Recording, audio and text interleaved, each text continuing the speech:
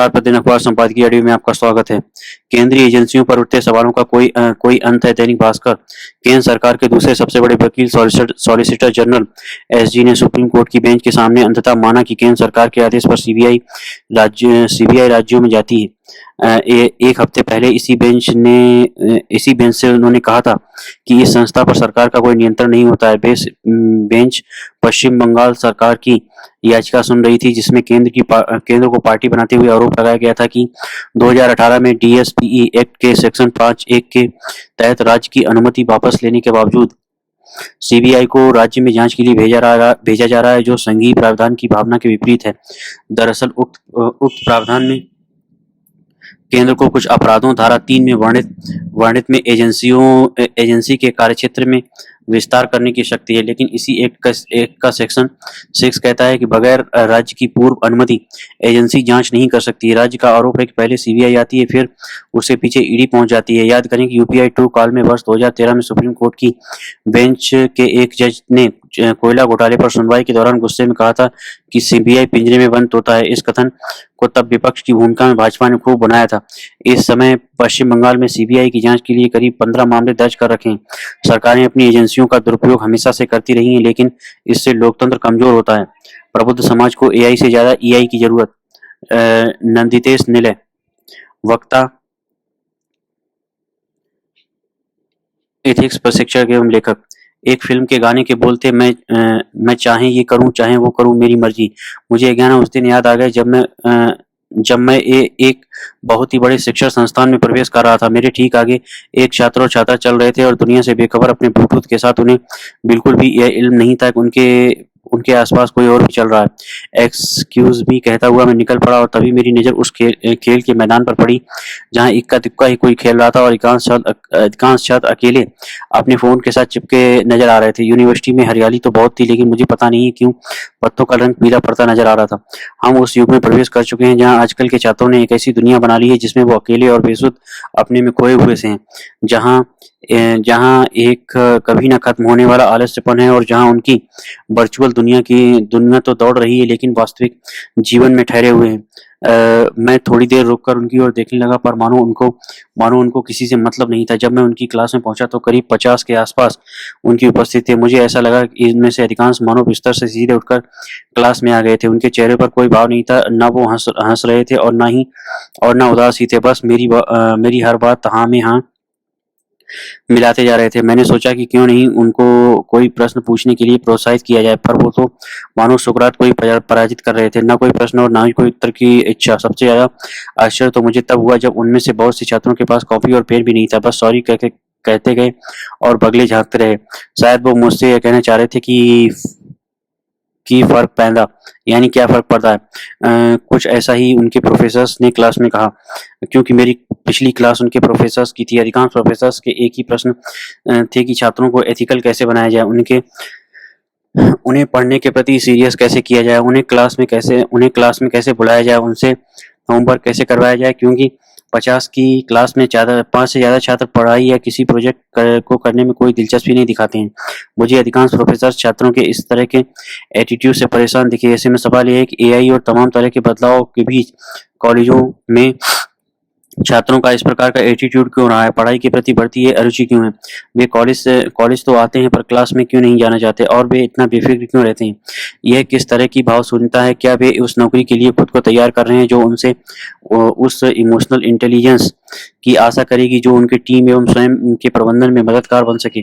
शायद ये इसलिए है कि अब शिक्षा संस्थान, खासकर निजी संस्थान, स्टूडेंट ड्रिवन हो चुके हैं। अब वे टीचर्स ड्रिवन नहीं रहे। छात्रों को लगता है कि उन्होंने भारी भरकम फीस दी है, इसलिए ग्राहक सेवा के दौर में वे भी किसी चलते फिरते भगवान से कम नहीं है। ये कॉलेज की जिम्मेदारी है कि उनका ख्याल रखे और उनकी बोझिल आदतों को भी झेले, और उनको अच्छी कंपनी में प्लेसमेंट भी कराना कॉलेज का ही कर्तव्य है। ऐसे में मुझे याद आया युवाल हरारी, जो ये मानते हैं कि 21वीं शताब्दी में वही टिक सकता है जिसमें इमोशनल इंटेलिजेंस हो। वो कहते भी हैं कि इक्कीसवीं सदी यह हमारी 21वीं सदी हमसे ऐसी आशा कर रही है जो किसी भी पिछले युग से अलग है। आज के व्यक्ति को जीवित रहने और आगे बढ़ने के लिए अनुकूलनशीलता और लचीलेपन के कौशल की आवश्यकता होगी, लेकिन उन युवाओं को देखकर मुझे ऐसा लगा कि मेटा और एआई ने उन्हें ना इमोशनल ही रहने दिया और ना इंटेलिजेंट ही। और तो और एडमिशन का टारगेट पूरा होने में पूरा सिस्टम ही स्टूडेंट ड्रिवन बनता जा रहा है।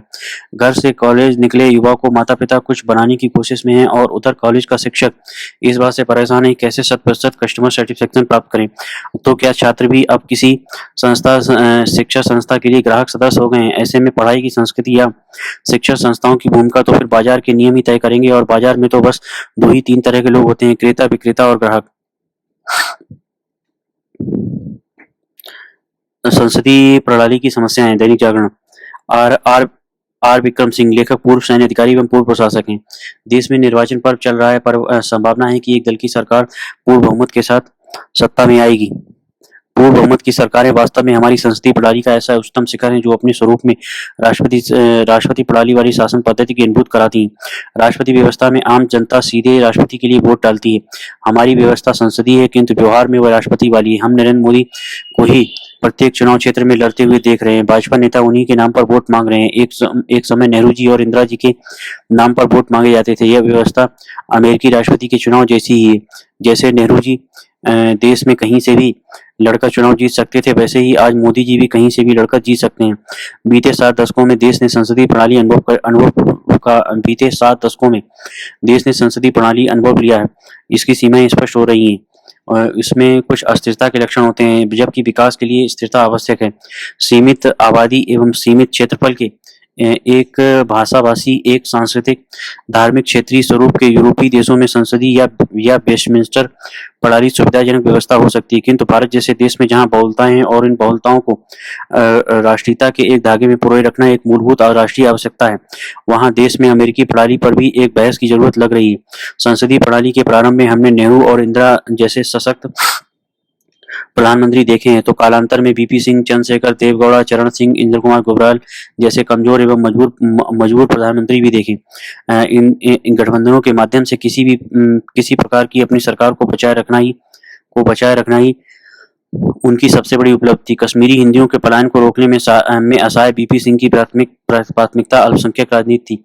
राजीव गांधी को जैसे ही भनक लगी चंद्रशेखर राम जन्मभूमि मामले में समझौता कराने के निकट है तो उन्होंने समर्थन वापस लेकर सरकार गिरा दी। देश ने मनमोहन सिंह जैसे गठबंधन धर्म को मजबूरी बताने वाले प्रधानमंत्री भी देखे हैं।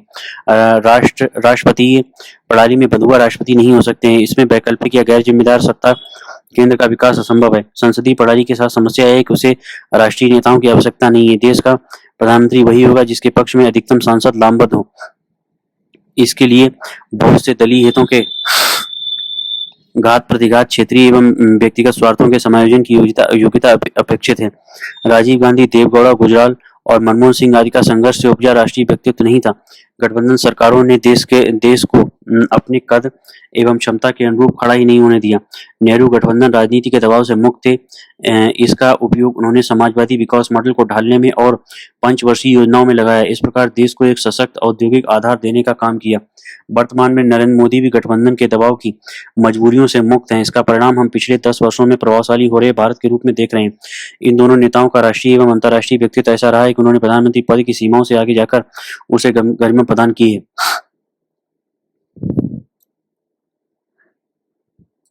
हम इसकी अनदेखी नहीं कर सकते हैं। गठबंधन सरकार चलाने वाले अधिकांश प्रधानमंत्रियों को तरह तरह के समझौते करने पड़े। हमारे यहाँ सक्षम राष्ट्रीय नेताओं के अभाव का मुख्य कारण यह है कि संसदीय प्रणाली राष्ट्रीय नेतृत्व के विकास की अपेक्षा ही नहीं करती है। इसी कारण कुछ ऐसे नेता एकाएक प्रधानमंत्री बन गए जिनकी देश ने कभी कल्पना भी नहीं की थी। आखिर किसने सोचा होगा कि देवगौड़ा, गुजराल या मनमोहन सिंह कभी प्रधानमंत्री बनेंगे। गठबंधन सरकारें वास्तव में राजनीतिक सौदेबाजी करने वाले छत्रपों के लिए ही हितकारक होती हैं। जबकि 140 करोड़ की आबादी का विशाल देश ऐसी व्यवस्था चाहता है जो उसकी समग्र शक्ति एवं क्षमताओं को अभिव्यक्ति दे सके। इसलिए देश को पूर्ण बहुमत की सशक्त सरकार की अपेक्षा होती है। ऐसी ही सरकार राष्ट्रीय हित से जुड़े दायित्व एवं लक्ष्यों को पूर्ण करने में समर्थ होती है। भारतीय लोकतंत्र अपनी समस्त शक्ति एकत्रित कर अपने आदर्श नेतृत्व को अधिक से अधिक जितना अधिकार दे सकता है वह एक अमेरिकी राष्ट्रपति को स्वाभाविक रूप से उपलब्ध है। संसदीय प्रणाली में गठबंधन राजनीति राजनीतिक जोड़तोड़ की कमजोरियां, बाहरी दखल की आशंकाएं बढ़ाते हैं। हमारा देश तो स्वयं इसका भुक्तभोगी रहा है। मित्रोखंड आर्काइव्स भारतीय राजनीति में सोवियत संघ के दखल का आंख खोलने वाला दस्तावेज है। राष्ट्रपति प्रणाली जादू की छड़ी भी नहीं है जो तत्काल सब कुछ सुधार देगी। इसलिए व्यवस्था के चौकीदारों को जागते रहना आवश्यक है। संसदीय प्रणाली सत्ता में भागीदारी की संभावना बढ़ाती है, लेकिन हमारे यहाँ जाति संप्रदाय, क्षेत्रीय समूहों, दबंगों और भ्रष्ट तंत्र के हित साधकों एवं अलगाववादियों की भागीदारी बढ़ाने लगती है। कई क्षेत्रीय दलों में तो समग्र राष्ट्रीय दृष्टि होती भी नहीं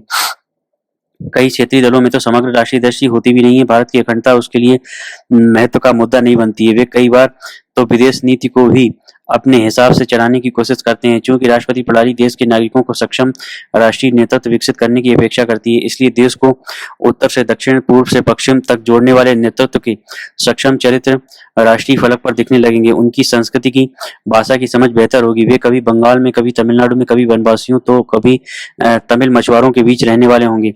तब देश में वह राष्ट्रीय कर्मठ एवं समर्पित नेतृत्व आकार लेगा जिसकी दृष्टि समस्त देश को समाहित किए हुए होगी। अच्छा होगा कि राजनीतिक खानदानों और एवं छत्रपों के दिन चले जाएं।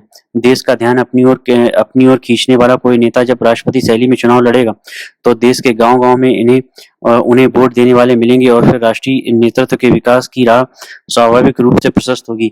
चुनाव का अर्थ सिर्फ प्रतिनिधि चुनना नहीं है। राघवेंद्र प्रसाद तिवारी, लेखक, पंजाब केंद्रीय विश्वविद्यालय बठिंडा के कुलपति हैं। इस समय 18वीं लोकसभा के गठन के लिए चुनाव प्रक्रिया जारी है। राजनीतिक दल मतदाताओं को लुभाने के लिए तमाम घोषणाएं एवं और उम्मीदवारों का चयन कर रहे हैं। ऐसे में सामाजिक, राजनीतिक, आर्थिक दृष्टि से लोकतंत्र को सशक्त बनाने के लिए चुनाव से संबंधित समस्त पहलुओं पर समग्रता से चिंतन करने का यह समय अनुकूल है। इस संदर्भ में 2 यक्ष प्रश्न हमारे विचार प्रक्रिया के केंद्र बिंदु में होने चाहिए। क्या उम्मीदवारों के चयन के लिए जीतने की क्षमता एक मानदंड होना चाहिए? क्या मतदाताओं को प्रतिनिधियों को केवल स्वीकारने या अस्वीकार करने के लिए मतदान करना चाहिए अथवा इससे परे विचार कर मताधिकार का प्रयोग करना चाहिए? सार्वजनिक जीवन में अनुभव, सद्कार्यों के जरिए जनता में लोकप्रियता, ईमानदारी, सत्यनिष्ठा, पारदर्शिता, जन कल्याण के लिए प्रतिबद्धता एवं राष्ट्रहित आदि गुणों के आधार पर उम्मीदवारों का चयन होना चाहिए। निर्वाचित प्रतिनिधियों को विकास के एजेंडा के निर्धारण एवं क्रियान्वयन में सक्षम होना चाहिए। उनमें समावेशी एवं सतत विकास के लिए जरूरी विमर्श में जन आकांक्षाओं को रेखांकित करने की क्षमता होनी चाहिए। असल में चुनाव मतदाताओं के लिए कई विकल्प खोलते हैं। उनसे पता चलता है कि कौन सा राजनीतिक दल समसामयिक विषयों पर बेहतर कानून बना सकता है, लोक कल्याण के लिए बेहतर निर्णय ले सकता है, समावेशी एवं टिकाऊ सामाजिक आर्थिक विकास के लिए नीतियां एवं कार्यक्रम बनाकर उन्हें प्रभावी ढंग से लागू कर सकता है।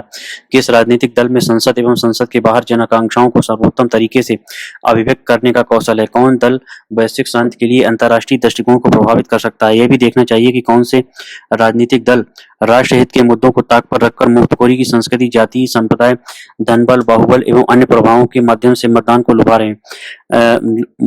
लुभा रहे हैं। चुनाव वास्तविक अर्थों में जनता के लिए राजनीतिक दलों द्वारा अपने घोषणा पत्रों में प्रस्तावित विभिन्न मॉडलों के बीच ऐतिहासिक, सांस्कृतिक, सुरक्षा, पर्यावरणीय, सामाजिक, भावनात्मक, नैतिक, बौद्धिक, आध्यात्मिक, विदेश नीति एवं राष्ट्रहित आदि विषयों पर सहमति या असहमति व्यक्त करने का अवसर देते हैं। राजनीतिक दलों द्वारा प्रस्तुत इन विषयों से संबंधित सर्वोत्तम मॉडल को ही जनप्रतिनिधियों के चयन में प्राथमिकता मिलनी चाहिए। इससे जन एवं राष्ट्र कल्याण के लिए नीति निर्माण एवं कार्यक्रमों के संदर्भ में राजनीतिक दलों के बीच स्वस्थ प्रतिस्पर्धा पनपेगी। चुनाव अभियानों के दौरान राजनीतिक दलों एवं उम्मीदवारों का इन बिंदुओं पर ही मूल्यांकन होना चाहिए। लोक कल्याण के लिए तत्पर, निष्पक्ष तरीके से सुशासन करने की क्षमता एवं राष्ट्रीय, अंतर्राष्ट्रीय मंचों पर नीतियों के बारे में सोचने और नवाचार करने की क्षमता ही उम्मीदवारों के लिए चयन के लिए राजनीतिक दलों के साथ मतदाताओं की भी प्रमुखता होनी चाहिए। सार्वजनिक जीवन में जो लोग पुनः चयनित होना चाहते हैं उन्हें जनता को लोकतंत्र और चुनावों के स्वस्थ तरीकों के बारे में शिक्षित करना चाहिए। प्रचार के दौरान उन्हें विकास एवं सुशासन का वैकल्पिक मॉडल पेश करना चाहिए तथा अपने पूर्व प्रदर्शन के मूल्यांकन के लिए स्वयं को प्रस्तुत करना चाहिए।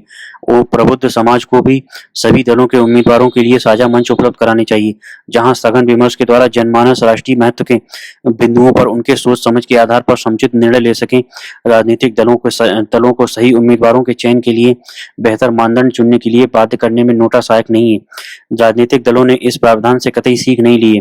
पाल टैमब्या नामक विद्वान का मत है कि मतदान कोई विवाह नहीं है, यह एक सार्वजनिक परिवहन है। आप उसकी प्रतीक्षा नहीं कर रहे हैं, आप बस में चढ़ रहे हैं और यदि कोई बस आपके गंतव्य तक नहीं जा रही है तो आप घर बैठकर उदास नहीं होते।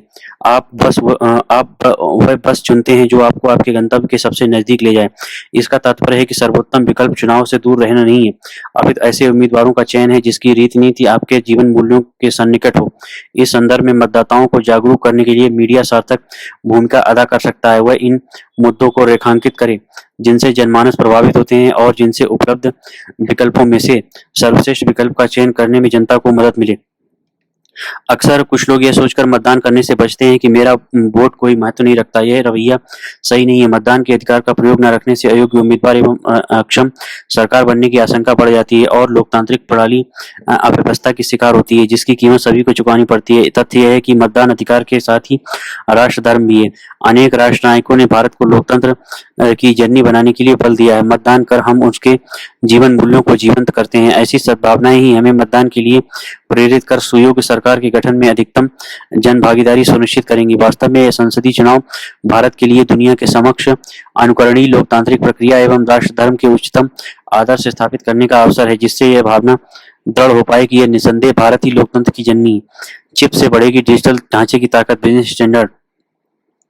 विनायक चटर्जी, लेखक, आधारभूत ढांचा क्षेत्र के विशेषज्ञ हैं। अंत में अचिंत्य तिवारी और वृंदा सिंह। साथ में अचिंत्य तिवारी और वृंदा सिंह।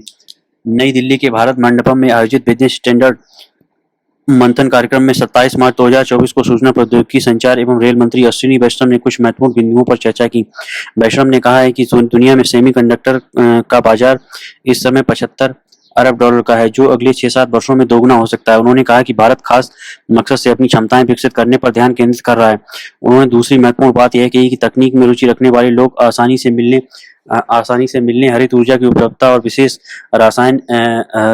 रसायन विनिर्माण तंत्र ऐसे कारक हैं जो भारत के पक्ष में जाते हैं। तीसरी अहम बात उन्होंने ये कही कि भारत पूर्ण मूल्य श्रृंखला वैल्यू चेन में एक बड़ी हिस्सेदारी हासिल कर लेने का लक्ष्य लेकर चल रहा है। इसमें नई चिप को लेकर इसका ढांचा तैयार करने एवं इसकी जांच करने पर इन्हें फैब्रिकेशन विनिर्माण संयंत्र तक ले जाना शामिल है। चौथी बात उन्होंने ये कही कि भारत अपनी आर्थिक सुरक्षा मजबूत करने के उद्देश्य से भी इस दिशा में कदम बढ़ा रहा है। वैष्णव की टिप्पणी ऐसे समय में आई है जब वैश्विक मंच पर हलचल तेज हो गई। अमेरिका का वाणिज्य विभाग चिप निर्माण के लिए 39 अरब डॉलर के अनुदान की पुनर्संरचना कर रहा है। ऐसा समझा जाता है कि America Taiwan semiconductor manufacturing company TSMC को 11.6 अरब डॉलर का अनुदान देगा। इस रकम के साथ चिप बनाने वाली दुनिया की इस शीर्ष कंपनी को अमेरिका में अपनी पैठ बढ़ाने में मदद मिलेगी। अमेरिकी अनुदान के लिए अन्य कंपनियां भी कतार में खड़ी हैं, जिसमें Intel, Secure Enclave, Global Foundries, Microchip Tech, BAE systems सहित कुछ अन्य शामिल हैं। जापान एवं यूरोपीय संघ भी ऐसे ही कदम उठा रहे हैं। भारत में सरकार ने development of semiconductors and display manufacturing ecosystems in India नीति के तहत सेमीकंडक्टर इकाइयों की स्थापना को मंजूरी दी है। यह नीति 21 दिसंबर 2021 को अधिसूचित हुई थी और 76,000 करोड़ रुपए आवंटित हुए थे। इस नीति का मकसद भारत को आत्मनिर्भर और इलेक्ट्रॉनिक सिस्टम के ढांचा एवं विनिर्माण का एक वैश्विक केंद्र बनाना है। इस क्षेत्र में निवेश आकर्षित करने के लिए केंद्र सरकार परियोजना लागत का 50% हिस्सा वित्तीय मदद के रूप में देगी। यह नीति विशेष तौर पर semiconductor fabrication unit, display fabs और compound semiconductor, silicon photonics, sensors और असेंबली एवं टेस्टिंग संयंत्र की स्थापना के लिए वित्तीय प्रोत्साहन देगी।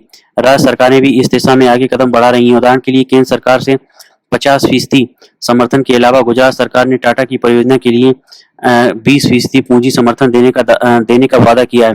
टाटा जैसी कई परियोजनाएं इस नीति के अंतर्गत काम कर रही हैं।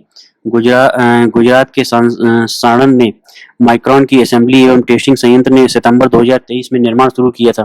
टाटा इलेक्ट्रॉनिक्स गुजरात के धोलेरा में 91,000 करोड़ रुपए निवेश से एक सेमीकंडक्टर फैब स्थापित करने की तैयारी कर रही है। कंपनी ताइवान की power chip semiconductor manufacturing corp PSMC के साथ साझेदारी कर रही है। Tata semiconductor assembly and test TSAT private limited की अगुवाई में दूसरी परियोजनाओं के तहत असम के मोरीगांव में 27,000 करोड़ रुपए के साथ पैकिंग एवं टेस्टिंग संयंत्र की स्थापना की जाएगी। एक अन्य company CG power Renaissance electronics corporation एवं स्टार्स माइक्रो इलेक्ट्रॉनिक्स के साथ मिलकर गुजरात के साणंद में 6,700 करोड़ रुपए निवेश के साथ असेंबली एवं टेस्टिंग संयंत्र की स्थापना करेगी।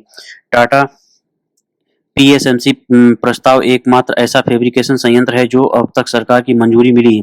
यह भी समझा जा रहा है कि दुनिया के कुछ अन्य देश भारत में प्रवेश करने की रणनीति, स्थान और स्थानीय साझेदार की तलाश को अंतिम रूप देने के लिए सरकार के साथ बातचीत कर रहे हैं।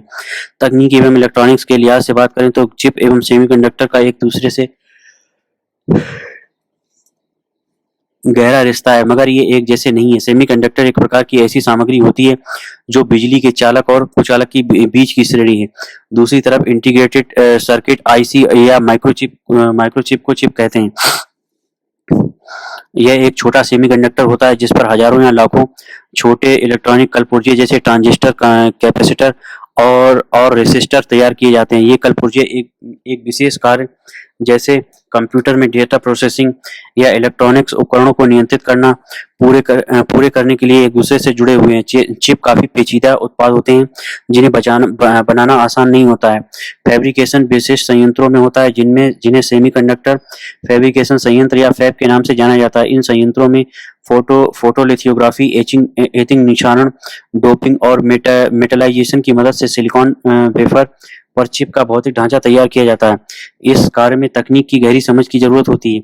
इसके अलावा लागत के स्तर पर प्रतिस्पर्धा बढ़ने से एक ऐसी अलग किस्म की आपूर्ति व्यवस्था तैयार हो गई है जिसमें कुछ ही कंपनियां सेमीकंडक्टर इलेक्ट्रॉनिक्स उपकरणों को डेटा प्रोसेस, स्टोर और ट्रांसमिट करने के लिए आवश्यक क्षमताओं से लैस करता है। ये एकीकृत सर्किट होते हैं जो सिलिकॉन से बने होते हैं। कुछ वर्ग मिलीमीटर में अरबों इलेक्ट्रॉनिक पुर्जों की पैकिंग से ये सर्किट तैयार होते हैं। हमारे इर्द गिर्द जितनी भी इलेक्ट्रॉनिक वस्तुएं हैं उन सभी के लिए चिप महत्वपूर्ण होते हैं। स्मार्टफोन, सर्वर, आधुनिक कारें, मशीनरी एवं ऑटोमेशन, महत्वपूर्ण ढांचे और यहाँ तक कि रक्षा प्रणाली सभी में चिप की मौजूदगी होती है। भारत में चिप की मांग अधिक है मगर यह सुस्त उपभोक्ता देश है और भू राजनीतिक तनाव से आपूर्ति व्यवस्था को होने वाले नुकसान की जद में आ सकता है। उदाहरण के लिए कोविड-19 के दौरान चिप की कमी और हुवावे पर अमेरिकी प्रतिबंध बाहरी आपूर्तिकर्ताओं पर भारत की निर्भरता को रेखांकित करती है। फिलहाल भारत सेमीकंडक्टर का आयात 100% करता है। मिल रहे संकेतों के अनुसार आयात का आंकड़ा साल 2030 तक बढ़कर 110 अरब डॉलर तक पहुंच सकता है। इसे देखते हुए अति महत्वपूर्ण एवं उच्च तकनीक वाले इलेक्ट्रॉनिक विनिर्माण में आत्मनिर्भर भारत के अनुरूप सेमीकंडक्टर आपूर्ति व्यवस्था का स्थानीयकरण करना जरूरी हो गया है। स्पष्ट रूप से भारत सरकार ने इसके लिए कई निर्णायक कदम उठाए हैं। साल 2019 में शुरू में सरकार ने सेमीकंडक्टर फैब्रिकेशन संयंत्रों को आधारभूत दर्जा दे दिया था। ऐसा पहली बार था जब एक विनिर्माण संयंत्र आधारभूत ढांचे की आधिकारिक परिभाषा में शामिल किया गया था। पूंजीगत सब्सिडी आवंटन की प्रक्रिया अपना अगला तर्कसंगत कदम थी। इस उद्योग की संवेदनशीलता, वैश्विक तकनीक एवं निवेश संबंधी चुनौतियों को देखते हुए सरकार को दिलचस्पी दिखाने वाली संभावित इकाइयों की जरूरतें पूरी करने के लिए पूंजी सब्सिडी फंड का आकार बढ़ाना एक उपयुक्त विकल्प लग सकता है। देश कुछ और कंपनियों के साथ अपने डिजिटल ढांचे को और ताकत देने के लिए तैयार है। लापरवाही की आग जनसत्ता। उत्तराखंड के जंगलों में लगी आग से हर वर्ष भारी नुकसान होता है मगर लगातार ऐसी घटना के बावजूद सरकार और संबंधित महकमों को इस बात की सोच लेने की जरूरत नहीं लगती है कि इसे रोकने के लिए क्या इंतजाम किए जाएं। जंगल में आग लगने से बचाव की फिक्र में औपचारिक तौर पर जो कदम उठाए जाते हैं उसकी हकीकत इसी से समझी जा सकती है कि इस वर्ष फिर नैनीताल के आसपास के जंगलों में लगी आग की वजह से बड़े क्षेत्र में भारी नुकसान हुआ। पिछले कई दिनों से वहां आग पर काबू पाने के लिए हेलीकॉप्टर के प्रयोग सहित कई अन्य उपाय आजमाए जा रहे हैं। जाहिर है फिलहाल सबसे पहली प्राथमिकता जंगल क्षेत्रों में लगी आग को फैलने से रोकना और बुझाना है ताकि नुकसान का दायरा कम किया जा सके। इसलिए यह देखने की जरूरत है कि पहाड़ी इलाकों में स्थानीय जरूरतों के अनुकूल किस तरीके से आग को बुझाया जा सकता है। मगर इतना तय है कि जिन इलाकों में जंगल धधक रहे हैं उनमें वन संरक्षण के लिए तैनात कर्मचारियों ने शायद अपनी ड्यूटी ठीक से निभाई होती तो समस्या को गंभीर शक्ल लेने से रोका जा सकता था। सवाल यह है कि धधकते जंगलों के संकट की जिम्मेदारी तय करना कब संभव हो सकेगा। फिलहाल आग बुझाने के काम में लापरवाही बरतने के आरोप में 10 वन कर्मियों के निलंबन के साथ कुल 17 लोगों के खिलाफ कार्रवाई की गई है। माना जा रहा है कि जलवायु में बढ़ते तापमान और पर्यावरण असंतुलन की वजह से दुनिया भर के जंगलों में आग लग जाती है और उनमें व्यापक पैमाने पर जान माल का नुकसान होता है। मगर इसके समानांतर वनाग्नि की कुछ घटनाएं ऐसी भी हैं जिनमें वन संरक्षण की ड्यूटी में तैनात कर्मचारी और अधिकारियों ने सही समय पर आग से बचाव के लिए पर्याप्त कदम नहीं उठाया। यह भी खबर आई है कि वहां कुछ उत्पाती तत्वों को जंगल में आग लगाने के आरोप में गिरफ्तार किया गया है। इससे पता चलता है कि जंगल में आग लगने की घटनाएं केवल प्राकृतिक ही नहीं है, बल्कि उसमें कुछ आपराधिक तत्व भी शामिल हैं। जाहिर है कि वनाग्नि की घटनाओं से निपटने के लिए सरकार को सभी चिन्हित पहलुओं के मद्देनजर ठोस कदम उठाने की जरूरत है। समय का खेल, राष्ट्रीय सहारा। भारतीय विविधताओं के बारे में कांग्रेस के प्रिय फिलोसफर सैम पित्रोदा की महादेशी उपमाएं गौर नस्ली लगी हैं। वे सत्ताधारी दल गठबंधन के साथ खुद कांग्रेस को इस हद तक अरुचिकर और नागवार लगी कि पार्टी ने उनसे किनारा करने में ही भलाई समझी। सैम को इंडियन ओवरसीज के अध्यक्ष पद से तत्काल इस्तीफा देना पड़ा है, पर कांग्रेस से उनका रिश्ता अभी भी बना हुआ है। सैम ने 2 मई को एक इंटरव्यू में कहा था कि हम भारत जैसे विविधता भरे देश में देश को एकजुट रख सकते हैं, जहां पूरब में रहने वाले लोग दिखने में चीनी जैसे, पश्चिम में रहने वाले अरब जैसे, उत्तर में रहने वाले गोरों की तरह और दक्षिण में रहने वाले अफ्रीकी जैसे लगते हैं, लेकिन इससे कोई अंतर नहीं पड़ता जब हम सब आपस में भाई बहन हैं। सैम के वक्तव्य में आपत्तिजनक क्या है? जिन लोगों ने भारत के इतिहास का, समाजों का, उनके नृतात्विक विवेचनों को पढ़ा है और उनका भाषा शास्त्रीय अध्ययन भी किया है, उन्हें मालूम है कि अपना देश मूलतः 6 नस्लों का सांस लेता एक रंग बिरंगा समुच्चय है। इनका चेहरा मोहरा और बोली बानी भले अलग हैं, पर वे सब मिलाकर समूचे भारतीय हैं। विश्व कवि रविन्द्रनाथ टैगोर, जिनकी अभी 2 दिन पहले ही जयंती मनाई गई है, उन्होंने भी यही कहा है कि हम आर्य हैं, अनार्य हैं, यहाँ द्रविड़ और चीनी मूल के लोग हैं। शक, हूण, पठान, मुगल सब एक ही शरीर यानी भारत में लीन हो गए हैं। ये सब मिलकर हमारी ताकत बन गए हैं। राष्ट्रगीत तक में भौगोलिकता के इसी वैविध्यता का गुणगान बखान हुआ है। देश में इतनी रची पगी, प्रौढ़ और सर्वमान्य सर्वस्वीकृत विविधताओं के बावजूद कांग्रेस परेशान हो गई है या उसे कर दिया गया है। इसलिए कि चुनाव का समय है। कांग्रेस इस बार भाजपा एवं उनके नेता नरेंद्र मोदी को कड़ी टक्कर देने में लगी है। ऐसे में वह उन उपमाओं का स्वागत नहीं कर सकती जिसमें दुश्मन चीन, आक्रमणकारी मुगलिया सल्तनतों, गुलाम बनाने वाले गोरों और गरीबी के पर्याय अफ्रीकी जैसी साम्यता दिखाई गई है। यह माना कि सैम के कई बयान विगत में कांग्रेस के लिए मुश्किलें पैदा करते रहे हैं। इसकी एक वजह संवाद की शैलीगत कमी हो सकती है। उपमाएं अपनी बात या स्पष्ट करने के लिए दी जाती हैं, उनका निहितार्थ यही होता है। अपने बॉस खुद बने, रजनीश कपूर। एक दौर था जब पढ़ाई लिखाई पूरी करने के बाद हर युवक को नौकरी या व्यवसाय में प्रवेश करना ही पड़ता था। फिर शुरू होती थी उनके जीवन में 9 से 5 की दिनचर्या। जैसे जैसे समय बदला, नौकरी और व्यापार के माहौल में भी बदलाव आए, लेकिन जब से कोविड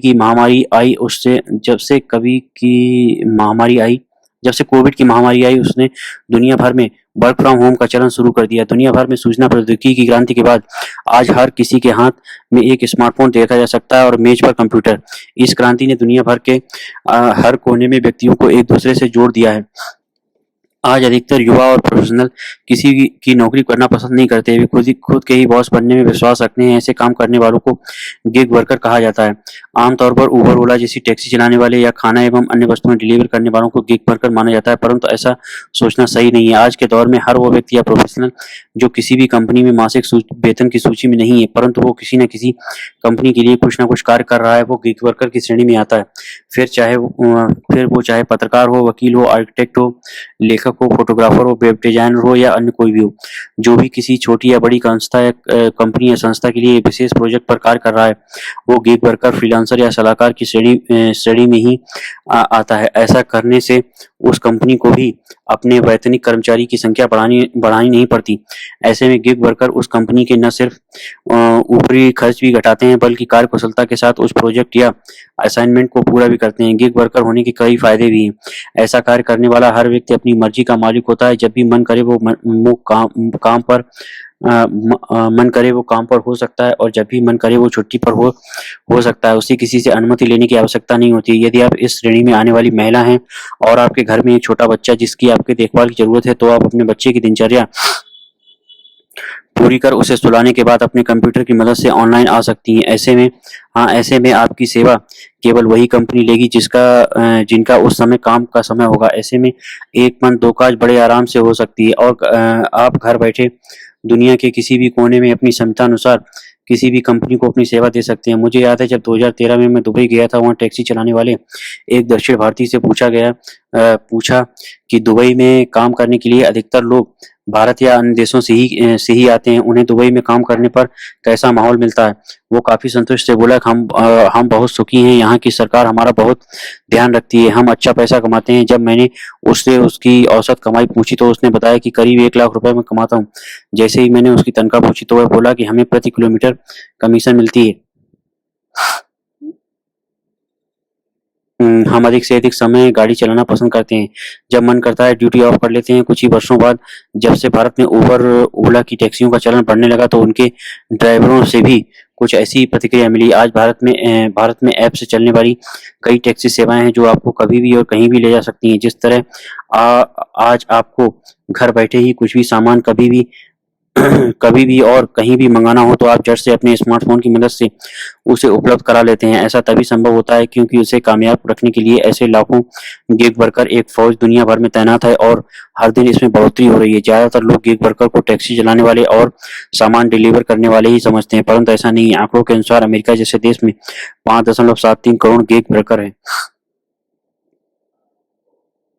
एक अनुमान के तहत 2027 आते-आते अमेरिका में काम करने वालों की 50% संख्या गिग वर्क से ही होगी। भारत की ही बात करें तो 2021 में ही गिग वर्क की संख्या करीब करीब 1.5 करोड़ थी, जो हर दिन बढ़ती जा रही है। शोध के अनुसार 2023 के अंत तक दुनिया भर की अर्थव्यवस्था में गिग वर्कर के जरिए करीब 45.5 करोड़ डॉलर का योगदान हुआ है। दुनिया भर में ऐसे कई प्लेटफॉर्म हैं जो गिग वर्कर को ऐसी कई कंपनियों या व्यक्तियों से जोड़ते हैं जो मासिक तनख्वाह पाने वाले कर्मचारी नहीं रखना चाहते।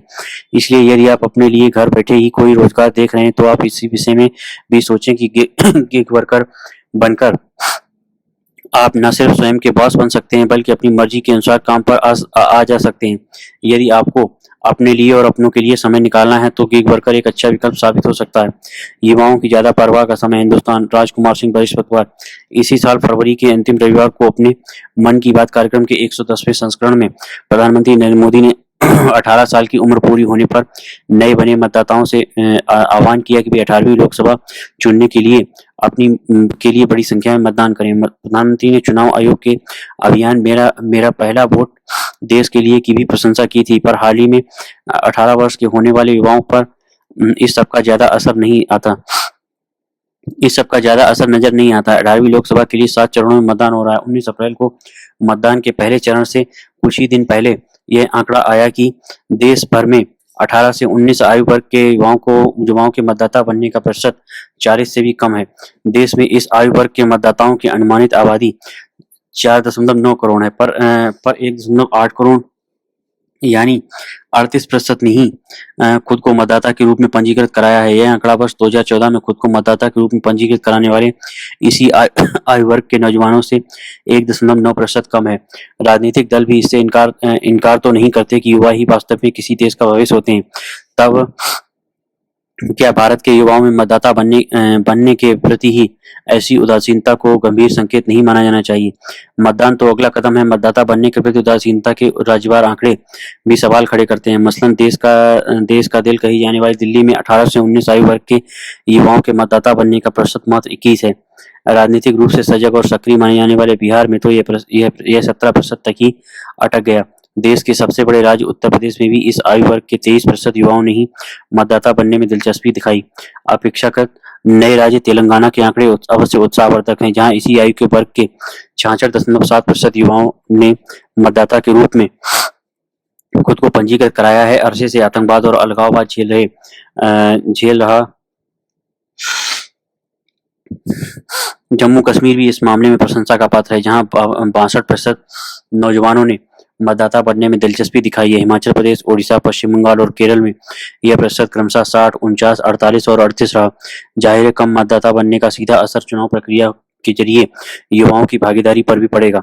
चुनाव प्रक्रिया में युवाओं की घटती दिलचस्पी के जो कारण जानकार बताते हैं, वे दरअसल हमारी राजनीति को ही कटघरे में खड़ा करने वाले हैं। मसलन उम्रदराज राजनीतिक नेतृत्व में युवाओं को अपना प्रतिनिधित्व और अपनी आकांक्षाओं का प्रतिबिंब नहीं दिखता है। चुनाव प्रक्रिया में युवाओं की घटती दिलचस्पी तब और भी चौंकाने वाली है जब देखें कि 2014 के लोकसभा चुनाव में युवाओं ने बढ़ चढ़कर मतदान किया था। एक आंकड़े के मुताबिक 2014 के लोकसभा चुनाव में 18 से 25 आयु वर्ग के युवाओं ने शेष आबादी की तुलना में कहीं ज्यादा 70% तक मतदान किया था। चुनाव प्रक्रिया पर नजर रखने वाले मानते हैं कि तब भाजपा की जीत में भी निर्णायक भूमिका युवाओं ने ही निभाई थी। 2019 के लोकसभा चुनाव में भी युवा पीछे नहीं रहे। फिर अब युवाओं का चुनाव प्रक्रिया से मोहभंग क्यों नजर आ रहा है? वास्तविक कारण तो युवाओं के बीच किसी व्यापक सर्वेक्षण से ही पता चल सकेगा, पर देश काल परिवेश के मद्देनजर उसका अनुमान लगाने की कोशिश की जा सकती है। तत्कालीन सरकार पर भ्रष्टाचार और नीतिगत जड़ता के गंभीर आरोपों के बीच हुए 2014 के लोकसभा चुनाव में बड़े पैमाने पर नौकरियां देने का वादा किया गया था, पर आज भी लाखों सरकारी पद खाली पड़े हैं। युवाओं के वोट की चाह रखने वाली हर पार्टी को यह भी दिखना चाहिए कि युवाओं की चिंता क्या है। अंतर्राष्ट्रीय श्रम संगठन की 2024 की रिपोर्ट बताती है कि कुल मिलाकर 85% युवा बेरोजगार हैं।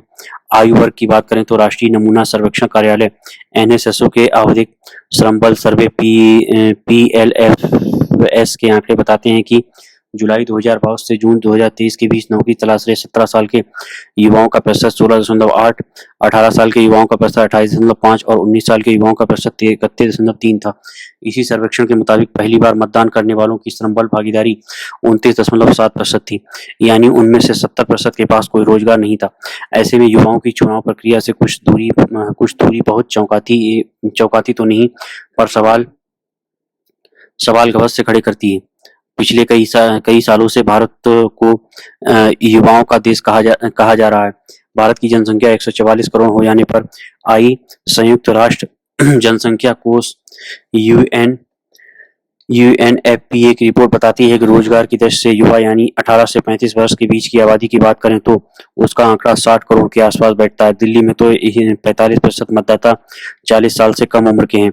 आर्थिक उदारीकरण के बाद भारतीय अर्थव्यवस्था की तेज विकास दर की कहानी खुद आंकड़े बयान करते हैं। भारत का विश्व की 5वीं बड़ी अर्थव्यवस्था बन जाना निश्चित ही गर्व की बात है। ऐसा कदापि नहीं कहा जा सकता कि हमारे राजनीतिक दल युवा मतदाताओं का महत्व नहीं समझते। कमोबेश सभी राजनीतिक दलों के विभिन्न नामों से जारी चुनाव घोषणा पत्रों में युवाओं के लिए लुभावनी घोषणाएं हैं।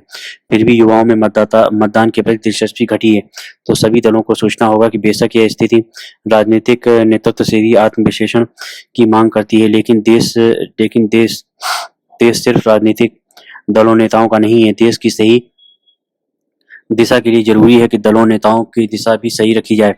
हालात मोहभंग से नहीं, मनोबल से ही बदले जा सकते हैं। मतदान अधिकार ही नहीं, हर नागरिक का कर्तव्य भी है। स्वामी विवेकानंद ने युवाओं के लिए कहा था, उठो जागो और तब तक मत रुको जब तक मंजिल प्राप्त न हो जाए। धन्यवाद।